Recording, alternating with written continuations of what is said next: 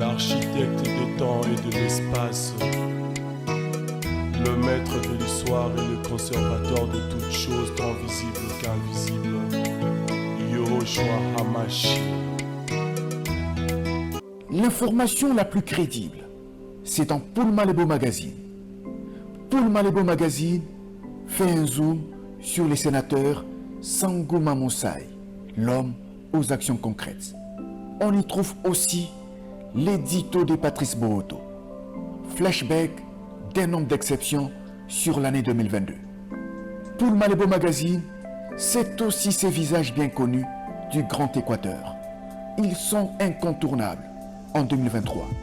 Poignée de main riche en signification entre Félix Tshisekedi et Sangouma Moussai, la rencontre du sénateur avec des parlementaires belges, c'est dans Paul Malebo Magazine. Paul Malebo Magazine fait la découverte de la cité intelligente des Maluku. Une cité avec des maisons intelligentes solaires à vendre de 45 000 $ à 85 000 $ avec possibilité de payer à crédit pendant 3 à 5 ans à travers les banques locales. Connaître la cité intelligente avec des villas de 100 mètres carrés pour des parcelles de 15 sur 16 et des villas de 150 mètres carrés pour des parcelles de 20 sur 20, c'est dans Paul Malebo Magazine. Paul Malebo Magazine, c'est aussi la mobilisation congolaise contre la guerre de l'Est. Comprendre comment Samalou Kondé a doté un budget d'1 milliard de $ à l'armée, c'est dans Paul Malebo Magazine. Paul Malebo Magazine, c'est l'info dans l'impartialité. Merci.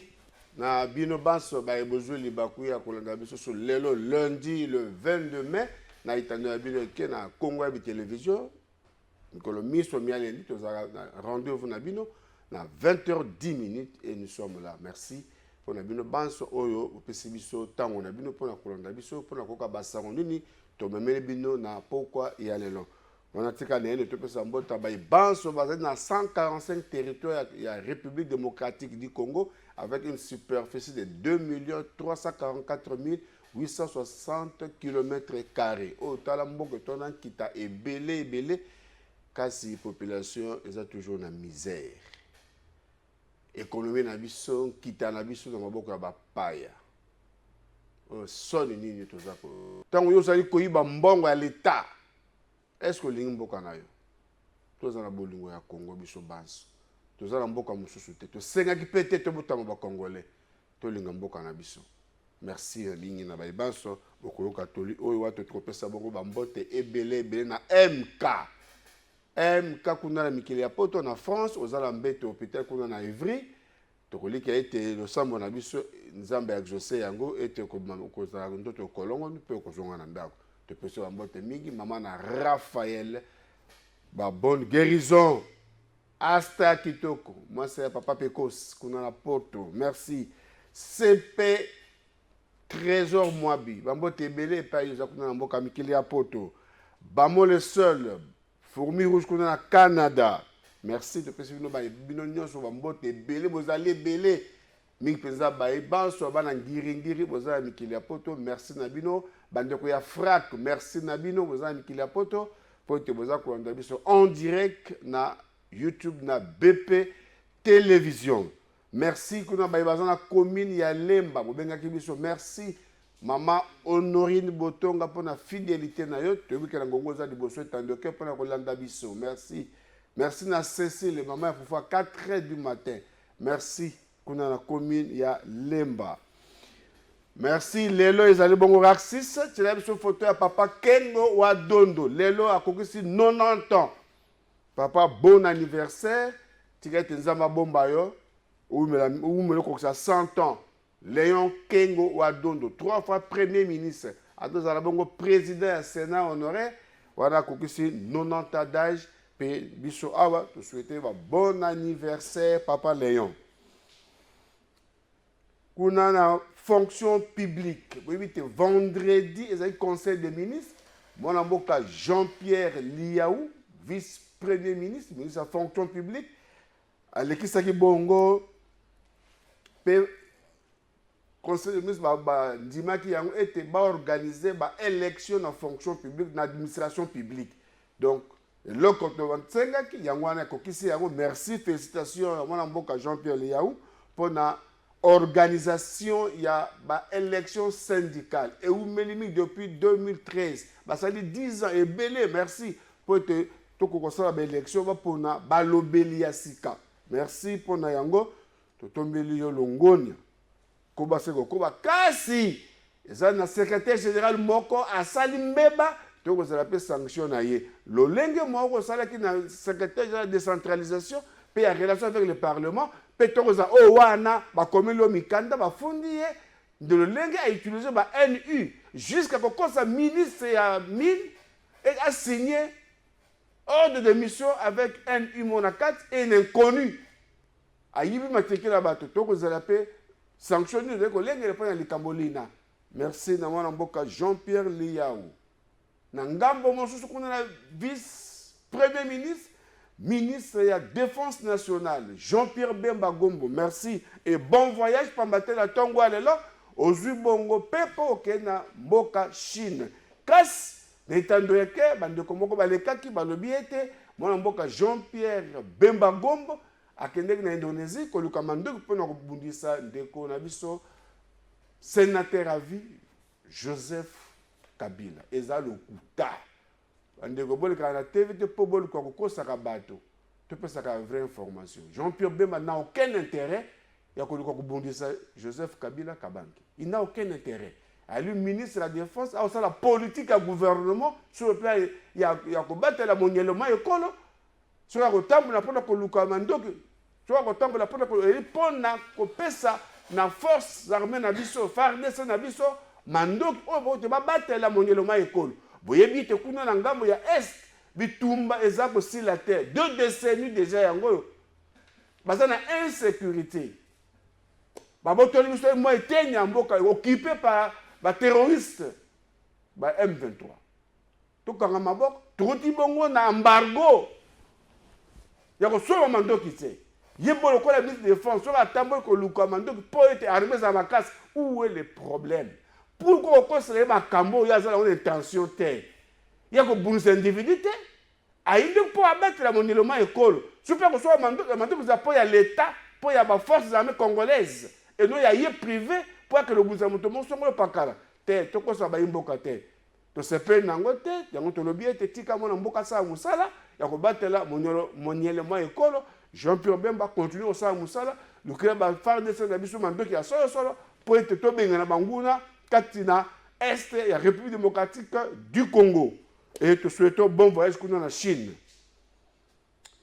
Wana to tongi na ngambo ya parlement kuna na Sénat na Sénat boy ba ete mwana mboka deuxième vice-président du Sénat professeur docteur Sangoumate Mosai ayambaki bongo na masolo na epai wapi ya bureau na iko na mosala délégation ya église de réveil du Congo ya Grand Bandundu kumbamaki na mwana mboka évêque Balukila Emmanuel premier vice-président ya RC yaki bongo epai ya professeur docteur pe pasteur Sangoumate Mosai et ali bongo deuxième vice-président du Sénat ayaki pona ko pesa ye ba civilité comme on dit en français pe ko senga na yete à soutenir bango pambate bazali ko lengele milulu minene ya campus pour Christ. Alors bakende bo ko la moto na nzambe bakende ko senga implication na ye pe boyebi ete pour la maimatali évangélisation. Yé mwana mboka Sangouma aizitaka te et il est prêt pour proclamer la bonne nouvelle de Jésus-Christ et pour soutenir l'œuvre et la Nzambe. Après ça, il y a une assurance et pour soutenir l'organisation du 2 au 4 juillet 2023 avec 220 délégués, tout au plus, plus de 220 délégués de partout pour assister à milieu lumineux et à camper pour Christ. Merci na mwana mboka wana Raxis kumba biso na parlement ming pendant na Sénat et pas ya mwana mboka Sangoumate Mosai bota lo lengi ni délégation ya RC bakene ko mona ye ya Grand Bandundu. Je suis pasteur, mon chef cadre est pasteur, le rédacteur est pasteur. Il y en a 3 et il y a aussi des membres qui sont des chrétiens, protestants, qui sont aussi ici. Là, c'est pour dire que bon, Dieu nous a élevés aussi pour lui servir, d'une manière ou d'une autre. Alors, si on sait, on contribue, si on ne sait pas, on ne peut pas. Donc, merci pour cette considération que... Nous sommes venus voir le deuxième vice-président, le professeur Salimman. C'était d'abord pour lui présenter nos civilités, parce que nous sommes une délégation de serviteurs de Dieu venus de Kikwit, dans le Grand Bandundu, et plus dans le cadre de Campus pour Christ.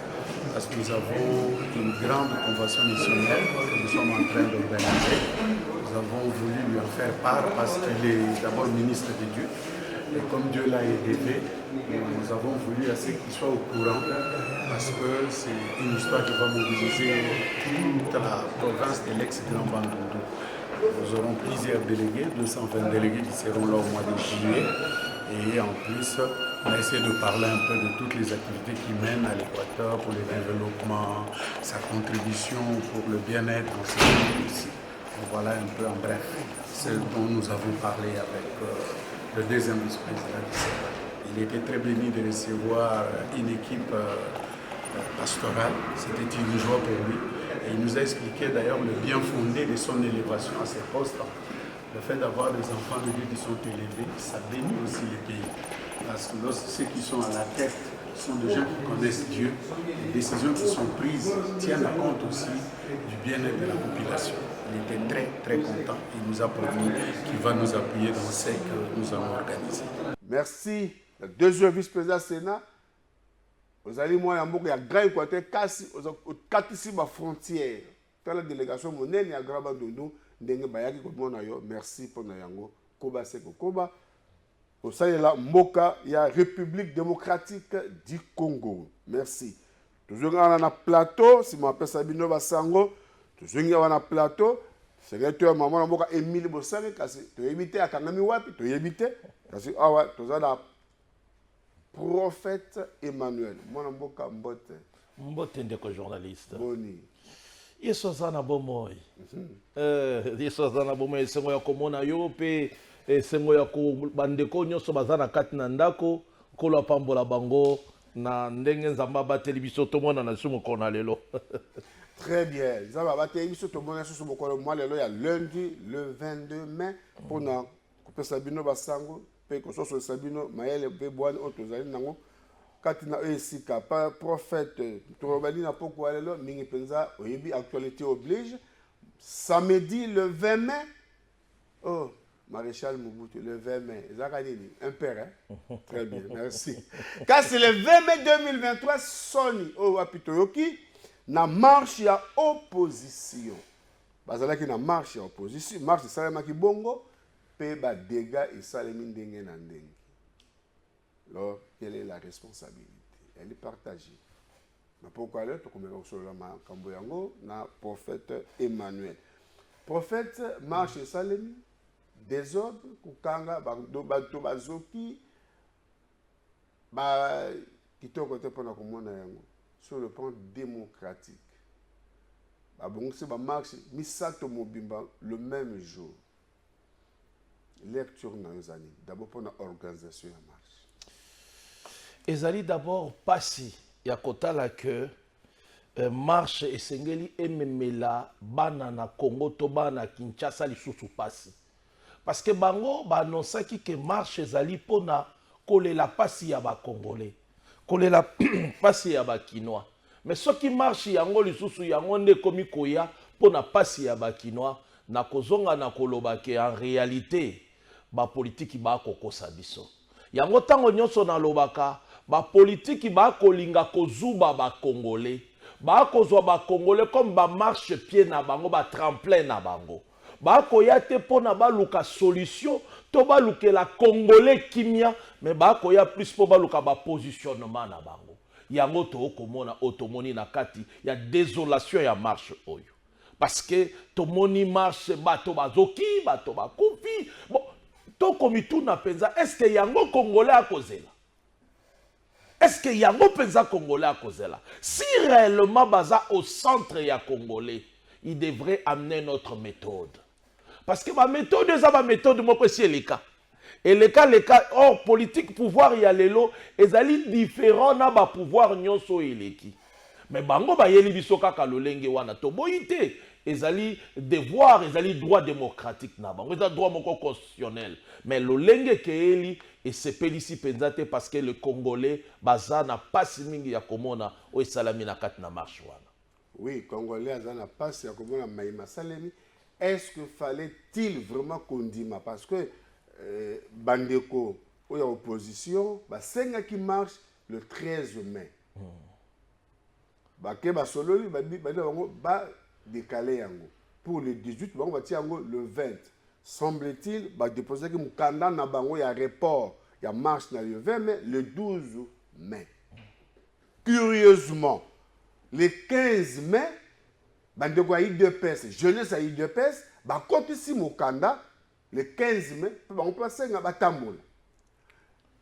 Moko basenga ki bakende ko vanda ko solo la ndenge to yoki ba recoupement de formation ba komaki uto 14 ou 15 heures gouverneur a comme na ba 17 heures pour qu'on a ko annoncer ba to opposition que yépe na ACP ba zali ba to union sacrée ba za na meeting côté ya Tiango. Donc ba kabola ba itinéraire 3 organisations le même jour. Ce qui réellement va poser des problèmes, il y a ça le report.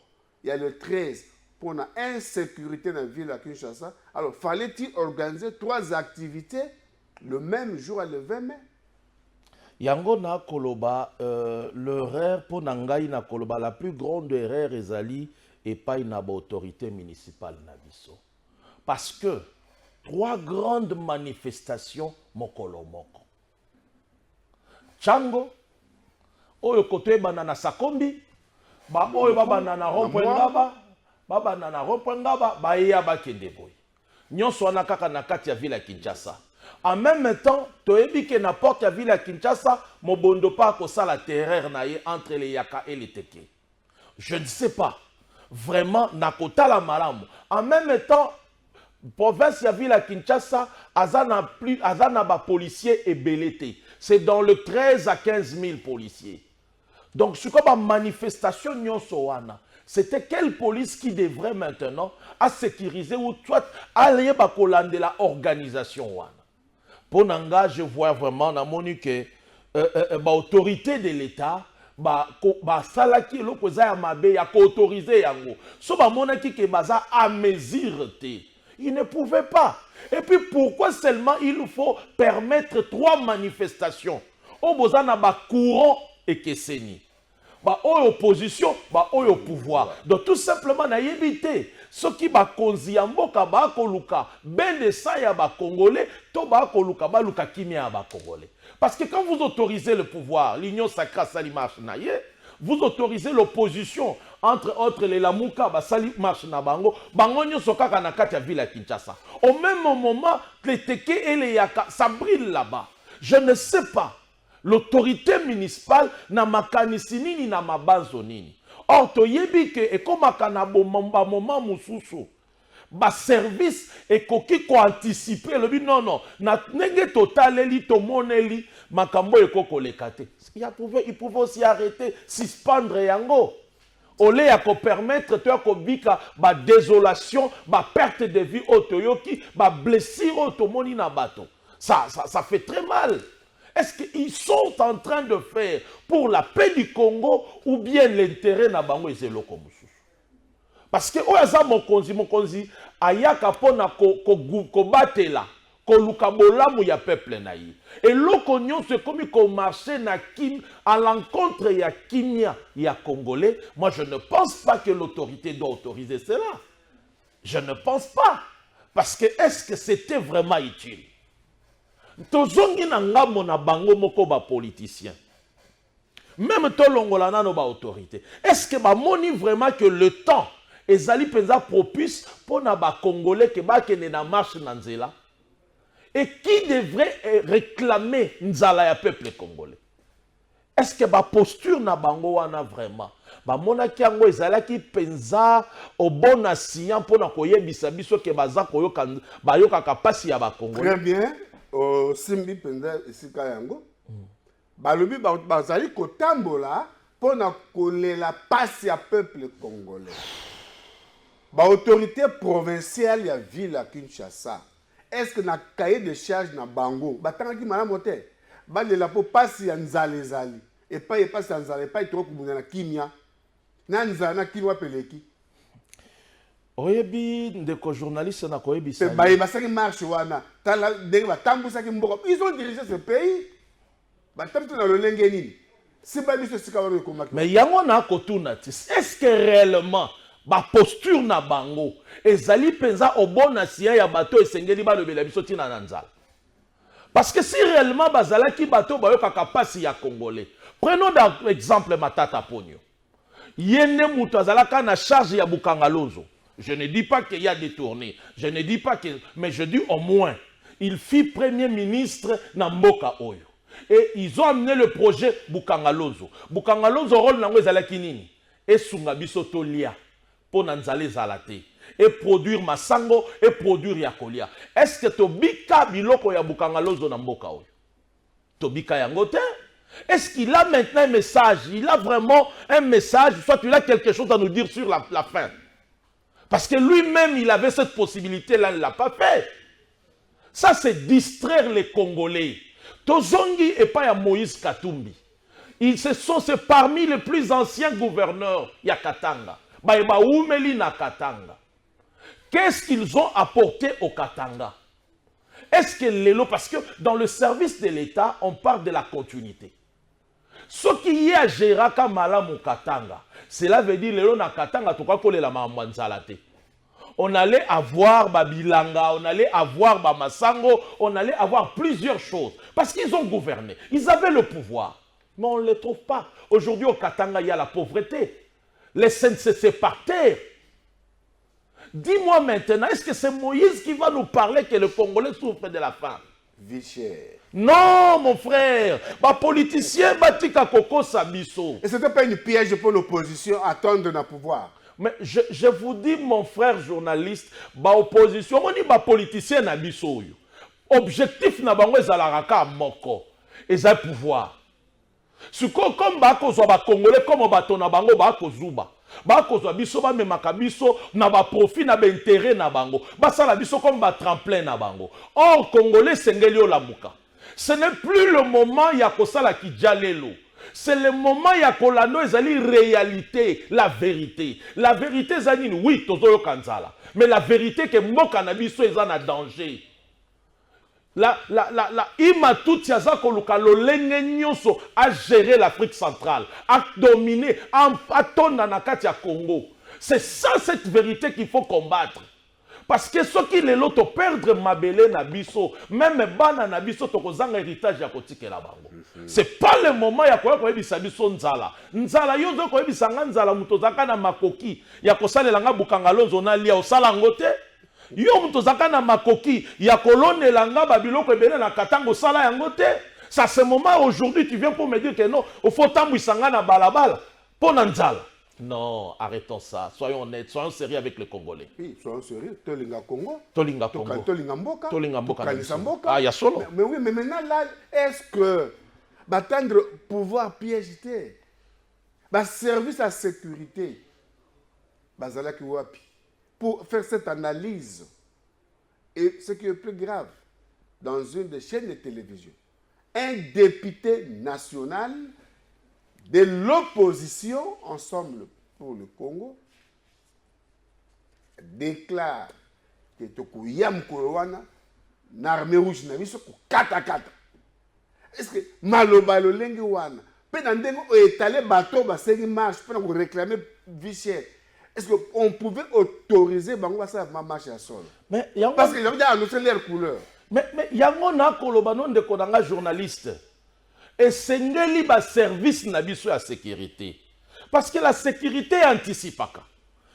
Avant le 20, député national Daniel Safou, avant le 20, il a dit bien la chaîne ya perfecte. Alors dit que non, il y a armée rouge, toko y a na armée rouge. Et toko katana. Mais je ne sais pas maintenant, ce sont des Congolais qui sacrifié pour bénéficier, ou peut-être c'était le moment que le service devrait refuser. Parce que déjà, il y a armé mon kobo et côté les maponais en marche. En même temps, tout le monde n'a pas marche, machete, tout le monde a katana. Donc quelque part, on nous avait déjà annoncé que l'opposition a une armée rouge. Très bien. Alors, il fallait vraiment que la police puisse réagir. Raciste, c'est là que l'image il y a marche, le total, la police, c'est que nyata bato, somo, to éviter, tout ça, mbokanino. Raciste, comme on la marche, l'accent il y a police, ndenge, azako nyata, peko kanga bato.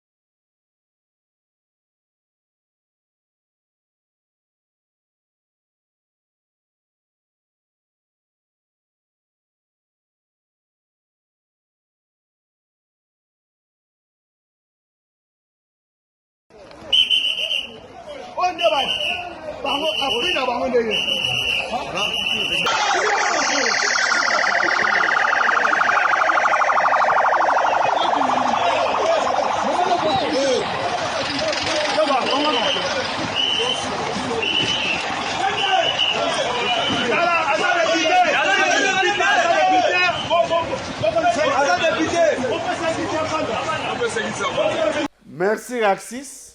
Au moment où passe la police a attendé comme wana somo.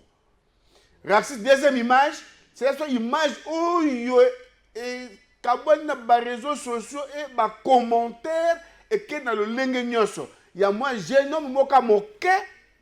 La qui ça oh yo wa azo bamba mabanga, moi alors wana moke wana.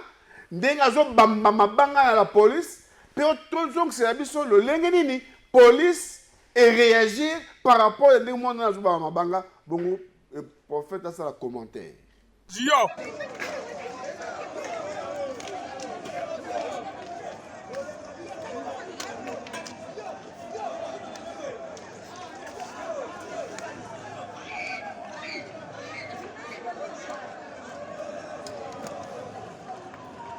Quand il va encore la histoire ni na bandobeta.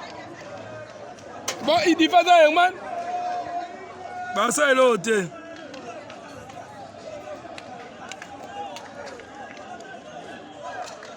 Moi na moi mukiaza lo kwa ndo kiazao. Au qui matin?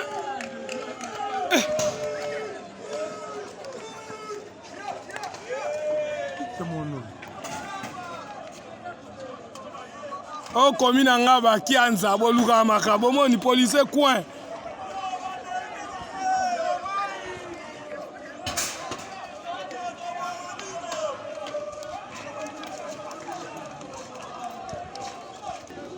Mwana za mwana kianza.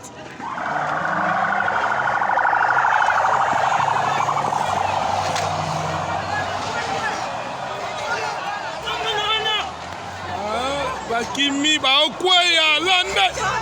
Kokende te koyate boyam. Bazu bakweya yi.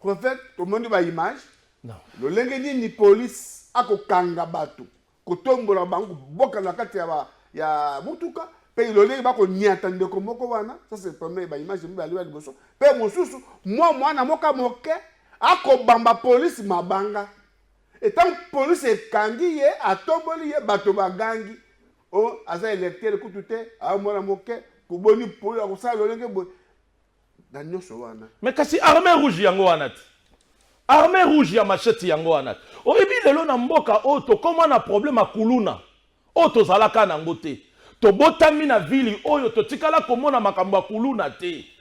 Mais lelo tokomi kobika kuluna banani baya na kuluna eza kaka bapoliticien oyo bakendaka kofandisa bashege na zando bazwi bato na bamaître ceci cela. Lelo kuluna ekoma système mobimba na kati ya ville ya Kinshasa bango wana lisusu baye na armée rouge. Alors bayeba un peu kobanza banza est-ce que ba politique ba koluka kimia ya Congo to bango ba koluka ba intérêt na bango et puis bango ba ko salela nani to keba lelo eza na bato ebele oyo bazali ko salela Kagame to koyeba bango te me ba koti kati na biso me ba ko sala au profit ya Kagame. Lelo to mona ki mwanga tutu ba ko citer na makamwa binduki mazalaka kati na biso comme étant congolais. Lelo pesa na ba député pe.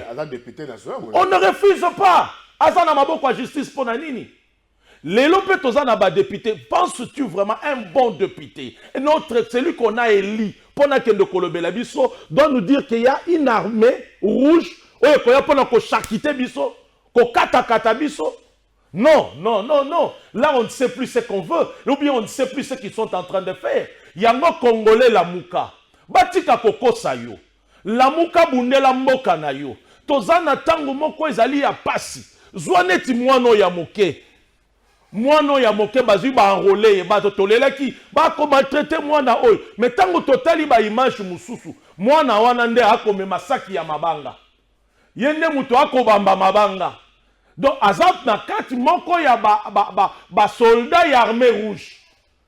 Siko boye bisabiso politique boko utiliser Congo po bo pelisango moto to boko luka Congo yango ekende liboso. Yango moni na lobaka tango nyonso. Mingi bazana kati ya ndako wana bako sala mibe kote pona ba Congolais. Bako luka intérêt congolais te. Bakoluka b'intérêt à mabumu na bango. Parce qu'un député national ne peut jamais amener biso na bitumba à olukela biso kimia. Parce que toza na besoin kimia. Na este kune zoyinda. Tokoluka lolengeni ntosilisa este. Ima tuti ya kotele ma koluka lolengeni. Soki lelo bato lokola ba Charles Onana. Bato lokola ba Cynthia. Les étrangers parlent des massacres au Congo. Mais biso moko ba Congolais, pourquoi to côté les maté to telemele loko wana? Mais tozana toujours pour ramener les Congolais babunda entre bango na bango pour na koluka toujours ba Congolais ba kabwana. Ça c'est quel message? Très bien, c'est quel message. Merci prophète Emmanuel. Télévision ezali tango to komiko chité.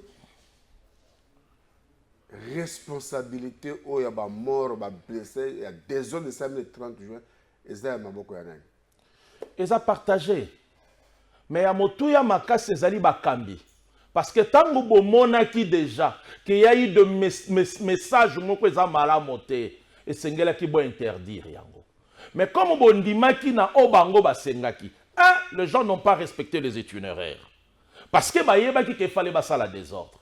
Les Congolais, tous en a besoin de désordre dans le moment où. Les Congolais, tous en a besoin de kimia. En ce qui concerne le respect itinéraire, il y a deux itinéraires. Comme on a Super Lemba, et comme on a Rompe Sakombi.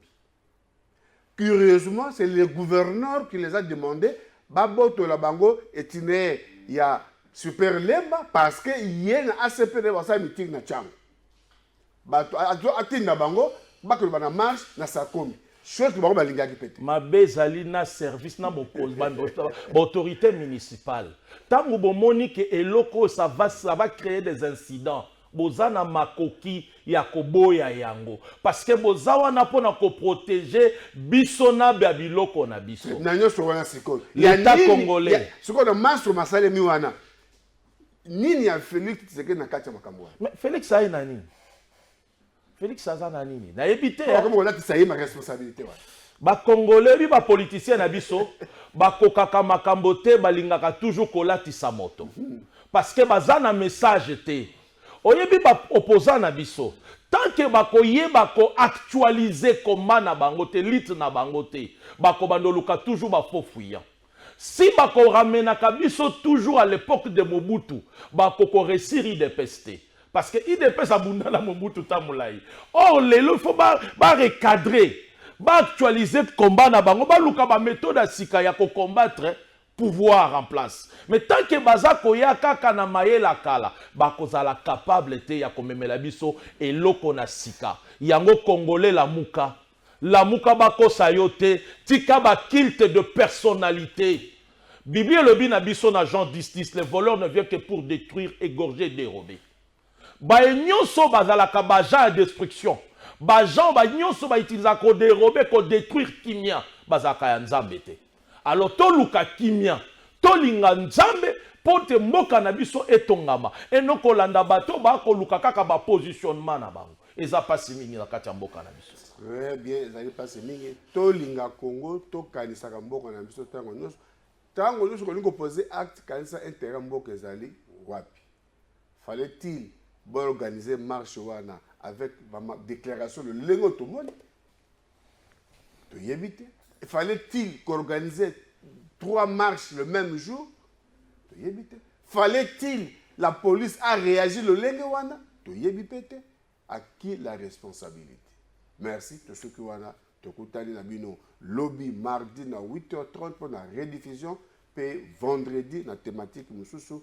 Merci Kimia Omabota Mabino. Tango Nyoso Bokanisa Kamboka. Merci. L'architecte des temps et de l'espace, le maître de l'histoire et le conservateur de toutes choses, tant visibles qu'invisibles, Yahushua Hamashiach.